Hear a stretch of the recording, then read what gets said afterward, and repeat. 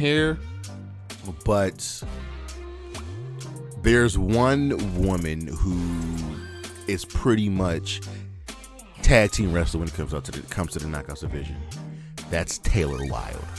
Taylor Wilde has 3 reigns, totaling 377 days. Not only does she have 3 reigns, she has 3 reigns with.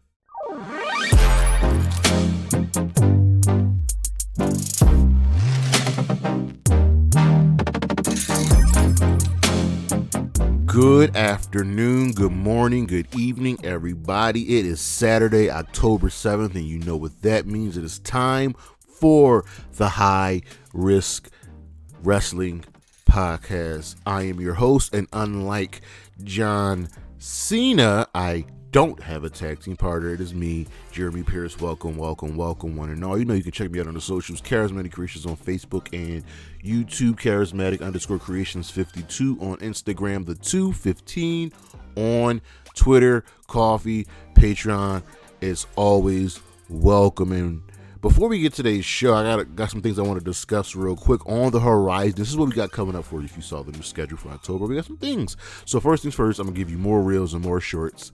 More reels, more shorts. I gotta be really consistent with those. More consistent lists for sure. And lastly, a new show, Throwback Thursday. So essentially in my closet, I have some old WWE magazines, a whole bunch of stuff. And during the second and fourth Thursday of the month, we're gonna look at these magazines. And then when the series is all well and done and finished, I'll sell them. Whoever wants them can bid on them. But for today's show, Fastlane starts in about 7 or 8 hours. So we are going to look at the card, seeing as it is a short card, and preview predictions. And we're just going to dive right into it. But for now, you know what's next. So just go on and hit my music. All right, seems we got Fastlane on the horizon. We got a short card.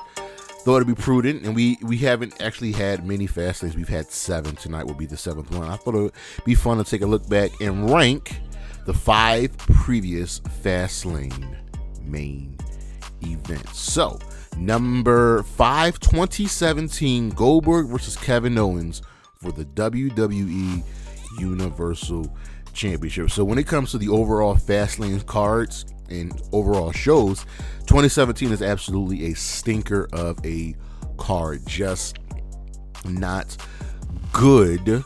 But our main event, Kevin Owens was on a roll, and he was the Universal Champion, and Goldberg came in and squashed him. This match went 22 seconds.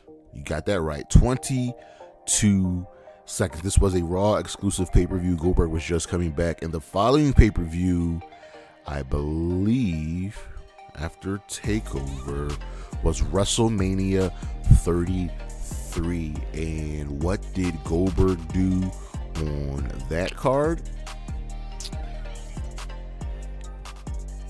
Absolutely nothing. Absolutely nothing. Kevin Owens lost the title just so Goldberg could lose the championship to Brock Lesnar, because Vince is gonna Vince. Number 4, 2016, Brock Lesnar versus Roman Reigns versus Dean Ambrose for a WWE World Heavyweight Championship match at WrestleMania 32. This was all about the Authority that year. So you knew essentially who was going to win this match. And it was a fine match. It was a nice little banger of a match, and it was probably the best match on the card, second to only AJ and Jericho. But you knew Roman Reigns was going to win, and Roman went on to defeat Triple H at WrestleMania, because I believe Triple H won the championship in the Royal Rumble that year. And Brock went on to have a pretty boring and bad match with Dean Ambrose at WrestleMania that year. Number 3, 2019, The Shield versus Bobby Lashley, Drew McIntyre, and Baron Corbin. I had to go back and watch this and just remember this. I don't remember this match at all. I don't. And the crazy thing is, after going back and checking out Fastlane 2019, this was actually one of the better Fastlanes. It was just a good, solid event, from the tag team title opening match to our main event with the Shield reuniting before ultimately splitting up one last time, with Dean Ambrose leaving the WWE, moving on to AEW.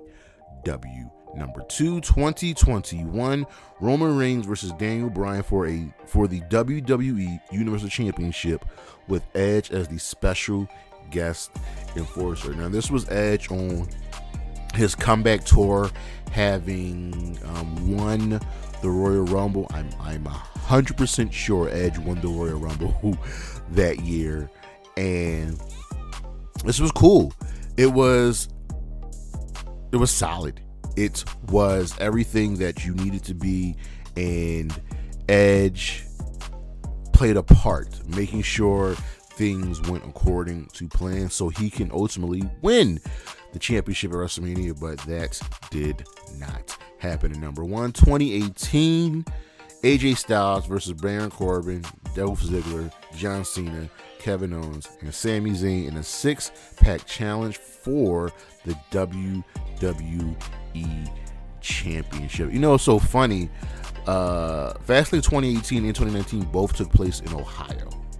2018 in Columbus, 2019 in Cleveland, which is a little weird. Actually, the 2016 Fastlane took place in Ohio, which is a little odd.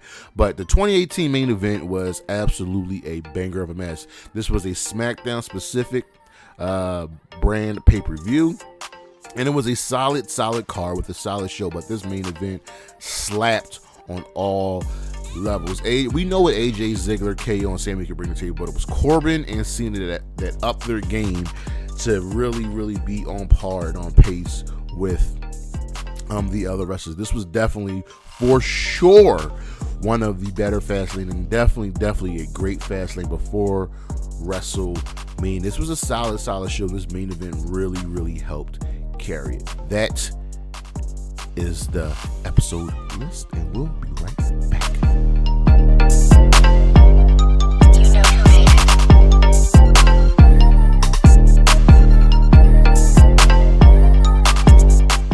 LA Knight. I think I did that right.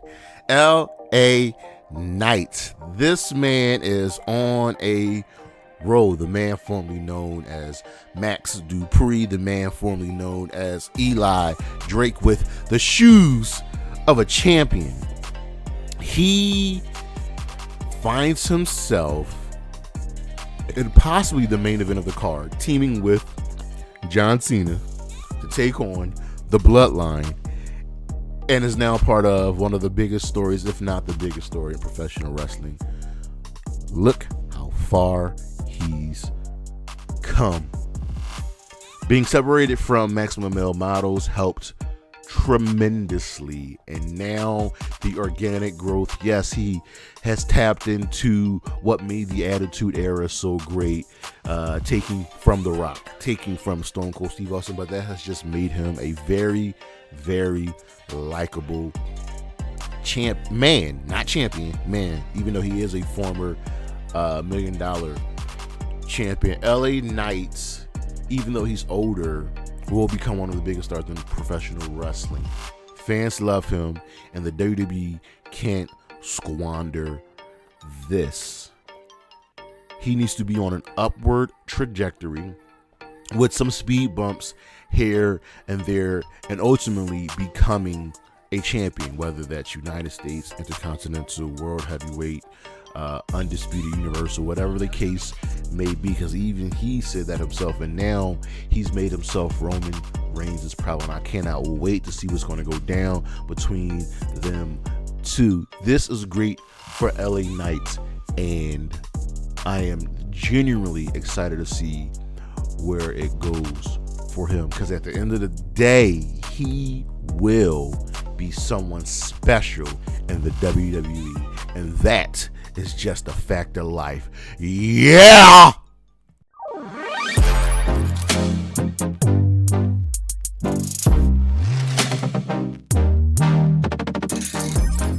All right, WWE Fastlane as well. Fast approaching, and we've got ourselves a 5-match card, but I think some matches will be added. Let's take a look at last year's card before we get into the predictions and the preview of today's show. So Fastlane 2021, there wasn't one in 2022. Fastlane 2021 took place at the Performance Center, or the Thunderdome, as it was during the pandemic. Our commentary team was Byron Saxton, Corey Graves, Michael Cole, Samoa Joe, and Tom Phillips. So how did the card shape up? Well, we opened up with a women's tag team title match with Nia Jax and Shayna Baszler, with Reginald defending against Bianca Belair and Sasha Banks. This was weird. This was that whole, Bianca and Sasha facing each other at WrestleMania. Can they coexist? It was stupid. We had an Intercontinental Championship match with Big E defending against Apollo Crews. Big E retained. We had a singles match. Braun Strowman defeating Elias, who was accompanied by Jackson Riker.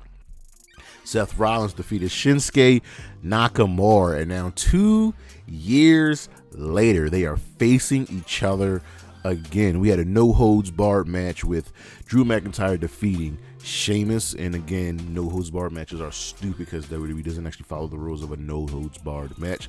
Alexa Bliss defeated Randy Orton only during pandemic-era wrestling in the main event.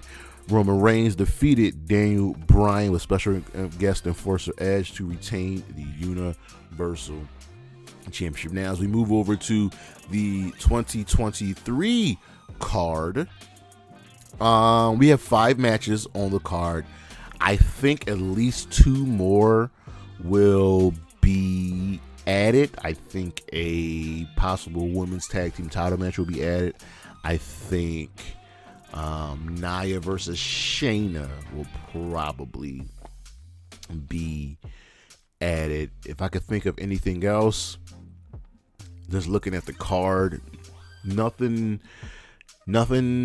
crazy that I can see added besides those 2 women's matches. But let's move on to the card. First up, we have a tag team match for the undisputed WWE Tag Team Championship, as the Judgment Day will be defending against Cody Rhodes and Jey Uso. Now, after retaining the championships previously, defeating Kevin Owens and Sami Zayn, the Judgment Day are on a roll, and looks like they finally got their ducks in a row. Looks like they are finally on the same page, and now they have new challengers in Cody Rhodes and Jey Uso. This is just a stopgap feud. I think this is just a stopgap pay-per-view, actually. I don't see the Judgment Day losing. The all question will be, what is Jay's ultimate motive? He and Cody showed up on SmackDown this past week to align themselves with John Cena and LA Knight. So essentially what I see here is we're leading towards a War Games match at Survivor Series, but expect the Judgment Day to win and retain. This is going to be a really fine match. Seeing as we have 5 matches currently scheduled, I expect a lot of the matches on the card, at least 3 or 4 of the matches, get at least some time, 15 to 20 minutes, and I can see this being one of them. It's really impossible for those to be bad.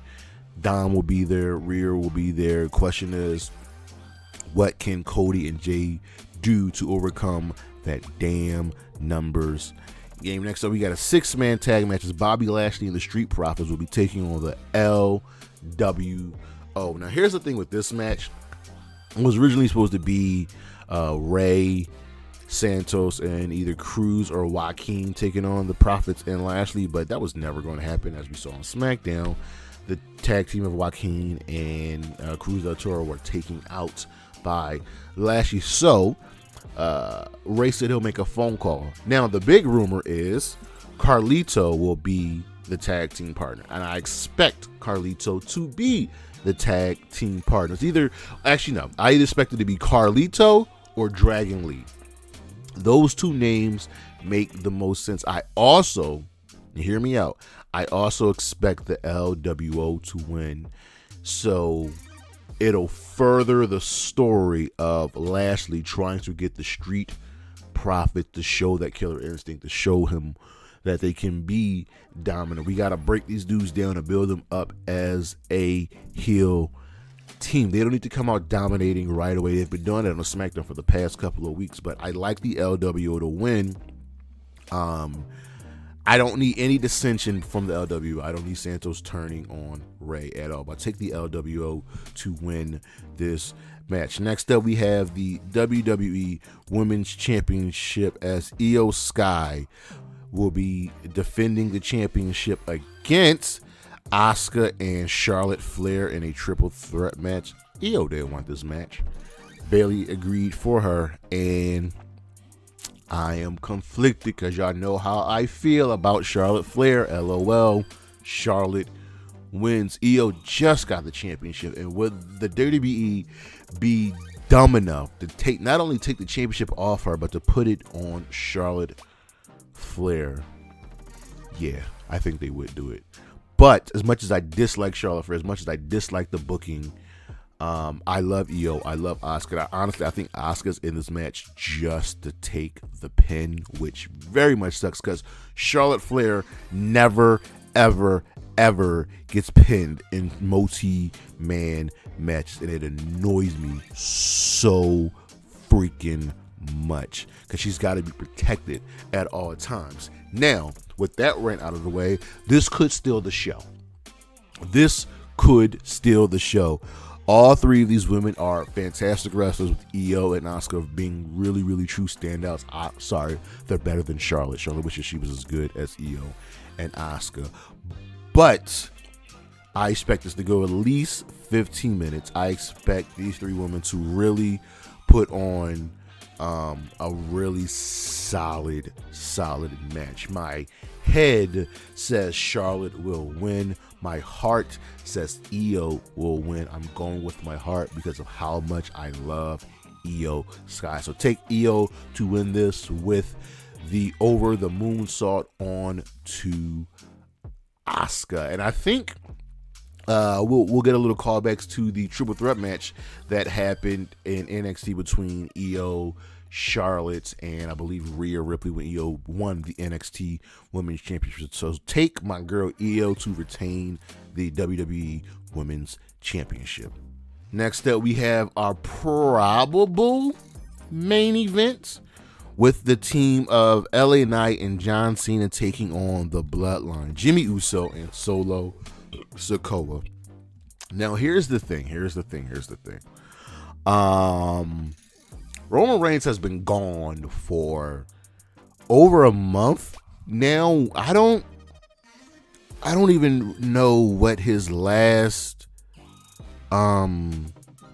match was. When was the last time Roman Reigns was on TV? He's been gone for so long. So the question is, how does Roman Reigns play a part in this tag team match? Jimmy has just been on a tear. I don't know. He has been dominating. So what happens when Roman Reigns comes back? Roman hasn't wrestled since SummerSlam. SummerSlam was back in August. You told me Roman Reigns hasn't been around for 2 months? That's absurd.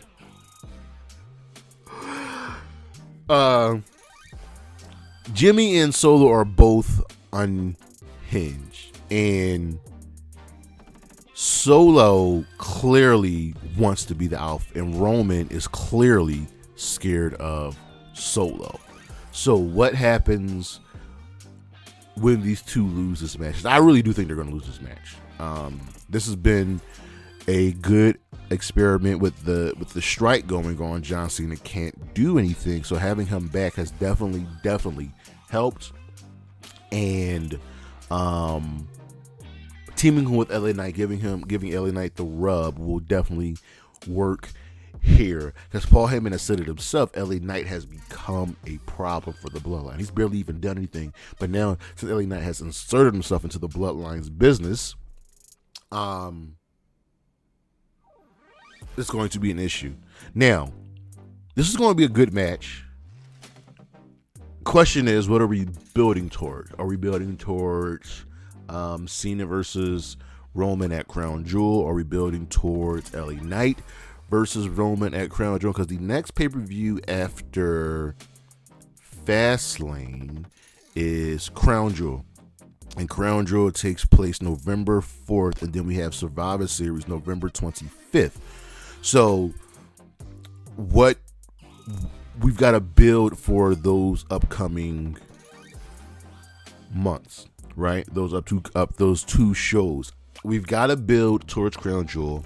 We've got to build towards Survivor Series, and I think we're going to get a War Games match at Survivor Series. So I like John Cena and LA Knight to win this match, and then we have to figure out what the main event for Crown Jewel is going to be, and what the War Games match is going to be. I like LA Knight versus Roman at Crown Jewel, but this is a big money show.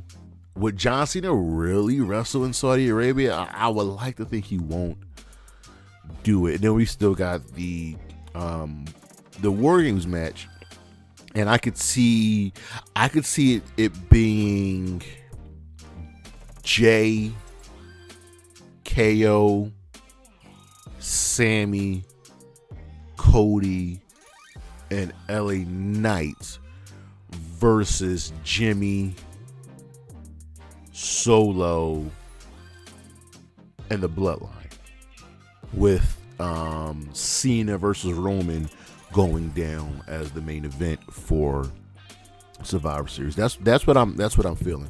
But take John Cena and LA Knight to defeat the Bloodline. And lastly, the World Heavyweight Championship match, Seth Rollins defending against Shinsuke Nakamura in a last man standing match. I'm going to be completely honest with you. I want Shinsuke to win this match.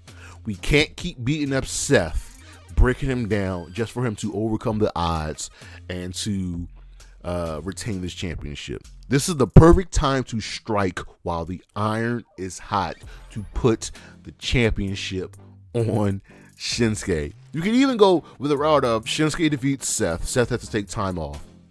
And Shinsuke can hold the championship up until the Royal Rumble. Hell, he can hold it up till WrestleMania. But Shinsuke has to win here. He has been phenomenal in this heel role. Much better when the last time he was really truly. I'm not counting the Nightmare Collective, not Nightmare Collective, the Artist Collective. I'm not counting that. I'm talking about when he won the Royal Rumble and the turn heel against AJ.